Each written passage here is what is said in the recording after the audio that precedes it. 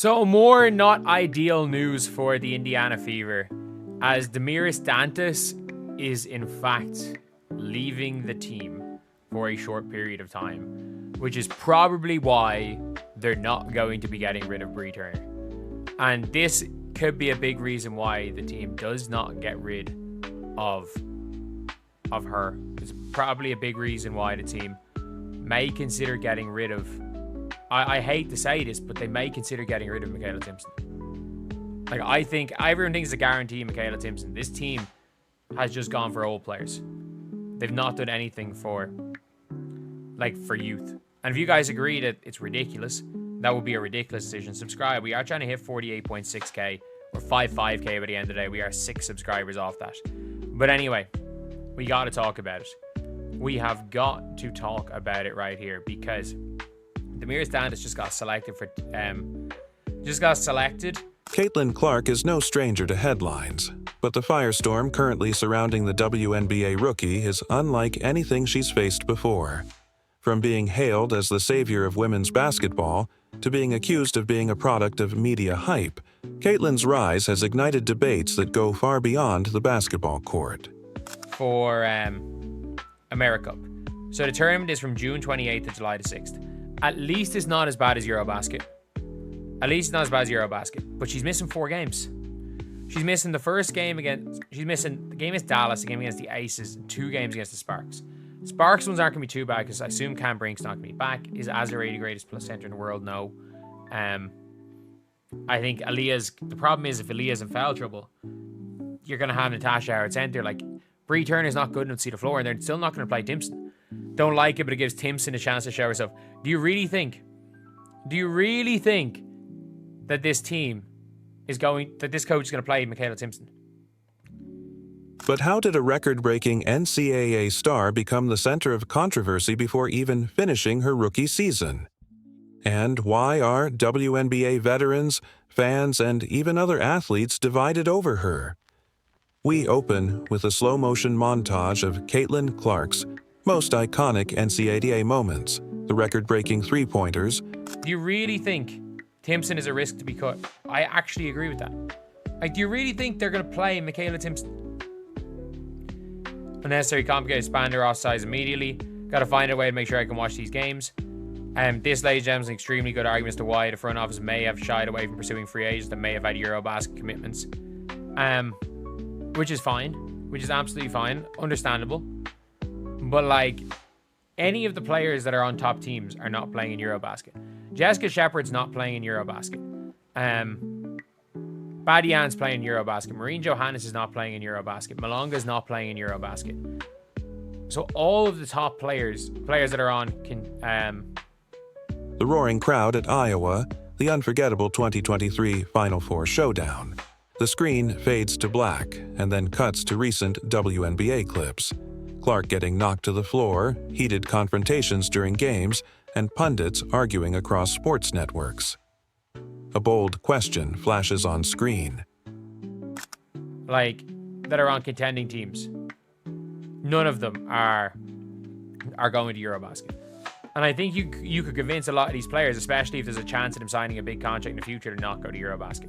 And also, like, how many of these free agents, other than MMA Simon, how many of them would you really push for? Like, Janelle Salone, I don't know. She's worth it. She was worth going for no matter what. Carla Late, I don't think is going to Eurobasket. I think it's just, if I'm not mistaken, is it just Julie Vanloo? I actually don't know who's going to Eurobasket from France. But I would assume Belgium are going to win Eurobasket because they're going to have their full team. Gabby Williams is not going to Eurobasket. So that's the thing where it's like, this is the first year a lot of players are just not going to Eurobasket. However, I think it's a much bigger deal for the Chicago Sky, and I'll talk about that a little bit later. But is Caitlin Clark being targeted, or just facing the reality of the WNBA?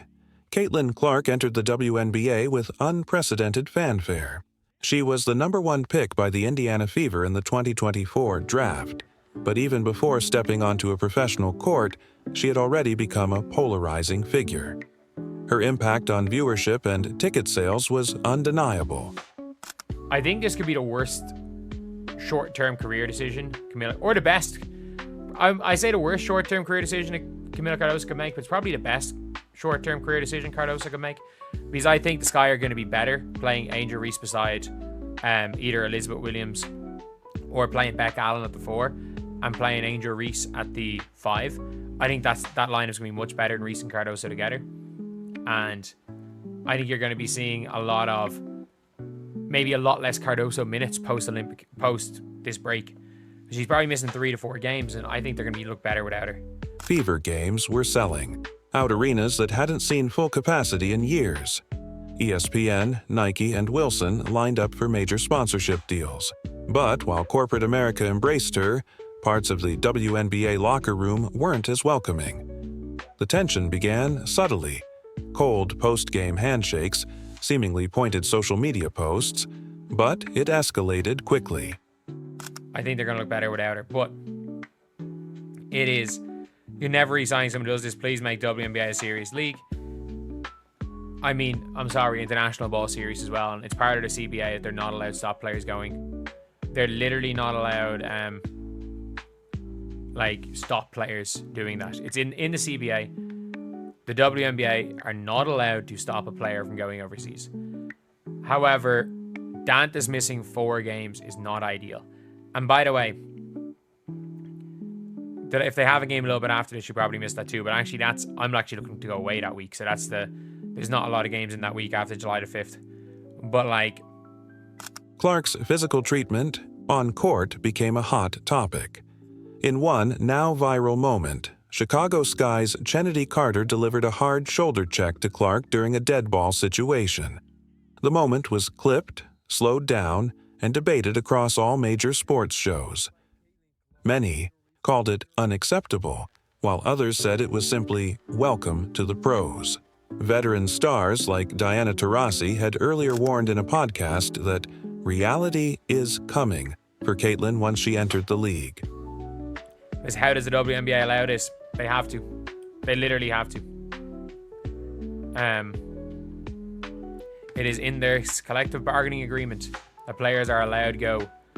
And that's what they had to give up because of the prioritization rules.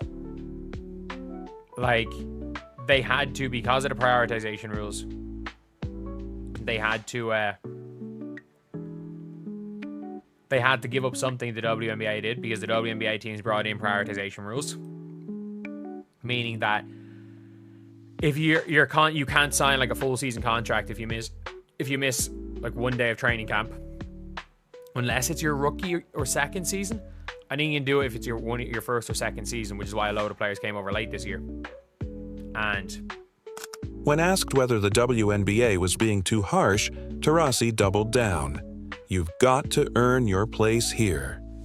The controversy deepened when Angel Reese, another high-profile rookie and former NCAA rival of Clark, posted a cryptic tweet, "This ain't college." Fans speculated whether this signaled a brewing rivalry or if it was a broader commentary on Clark's media coverage. I think they're probably going to get rid of prioritization rules very soon. However, if they don't get rid of prioritization rules, the extra money will just cause players to prioritize the WNBA. This is not something that you're going to see anytime in the next couple of years. Once the money spikes, the international tournaments are going to end up being built around the WNBA schedule, just like the international tournaments are built around the NBA schedule. You're going to see the tournaments being played in, September. These tournaments being played around the international club schedule. Again, these players will probably freaking never get a day off, but their NCAA history, particularly the 2023 championship game where Reese taunted Clark with the "you can't see me" gesture, resurfaced in every debate. Despite that, both Reese and Clark publicly dismissed notions of personal animosity.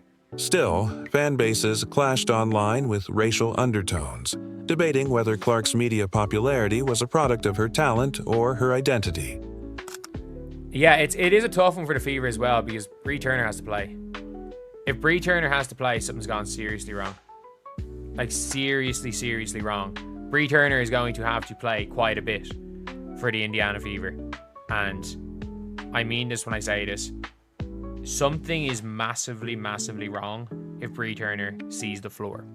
And the problem is that she's not only going to see the floor, this could be the reason why the team has to cut Ari McDonald for these 4 games.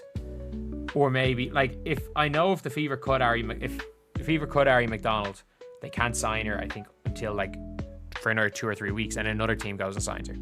That is cap space. And this is just, I don't even mind the Dantas thing. Critics argue that Clark is treated differently because she's white, marketable, and positioned as a clean-cut All-American athlete. Meanwhile, many black WNBA players, despite years of excellence, haven't received the same media love. Like, there's no excuse to play Bree Turner over Timpson, but they're going to do it. They're going to keep Bree Turner with that logic of, oh, we need her for when Dantas is there. I'm sorry, like, give me Sophie Cunningham at center. Give me Caitlin Clark at center. Heck, give me Kelsey Mitchell at center over Bree Turner. I don't even care. At least Kelsey Mitchell, we go small ball. We risk small ball. Caitlin, we blitz all screens. Caitlin, you go back up center. You're like the same height as Maisha Hines-Allen. You go play center. You're taller than Lisa Peely. You go play center. But yeah, anyway, that is the video. Let me know what you guys think. Do you guys think this is a big deal? Do you guys think it's not a big deal? Because again, look, this is something that I think some people will think it's massive. And on the other hand, Clark's defenders point to her jaw-dropping stats, shooting range, and ability to pull crowds as reasons for her attention. "I don't control the media," Clark said in a post-game interview when asked about the discourse. "I just try to play basketball." Yet the league's handling of Clark's situation has become part of the narrative. The WNBA issued no suspension for Chennedy Carter's hit, labeling it as a common foul, prompting backlash. Game-changing, and other people will be like, this is the Fever's backup center. Why does this matter? But I think Dantas has been really good. And I think with the fact that Aaliyah Boston, before her name is called and she walks out on the floor, she's already picked up her second foul. Like, Aaliyah Boston could be on the opposite side of the floor, but she might stare at a player menacingly, and she might be just staring and standing there menacingly, and it's an and one. Like, I don't know, her whistle's so bad that Dantas is incredibly important. But anyway, that is the video. Thank you guys for watching. Please like, comment, and subscribe. Journalists like Stephen A. Smith and Malika Andrews debated whether the league was failing to protect its biggest star. Clips of fans booing and cheering during Fever games show the divided sentiment even in the stands. Off the court, Clark remains composed, focused on improving her game. She's declined to fuel the media circus, often repeating that she's grateful to be here and just trying to get better. But behind the scenes, pressure is mounting. The Fever are underperforming, and Clark's adjustment to the league's pace has been rough. ESPN analysts are split, some urging patience, others wondering if the hype train got ahead of reality. Yet, even amidst the backlash, Caitlin Clark's impact is undeniable. Ratings for WNBA games featuring Clark have doubled. Merchandise sales have skyrocketed. When she was left off the 2024 Olympic roster, outrage followed. Sports personalities questioned the decision. Was it a sign that USA basketball didn't want distractions, or a clear message that she hasn't yet earned her stripes? As the season continues, all eyes are on how Clark responds, not just with her play, but in how she navigates the growing weight of expectation, criticism, and media scrutiny. Is she destined to be the new face of women's basketball? Or will the pressure and politics of the WNBA grind her down before she gets a chance? The final montage shows Clark walking alone into the tunnel after a loss, juxtaposed with young fans wearing her jersey and waiting at the gate. One girl says, "She makes me want to play." A voiceover closes the story. Whether she's embraced or rejected, doubted or celebrated, Caitlin Clark has already changed the game. The only question now is, can she survive it? The screen fades to black.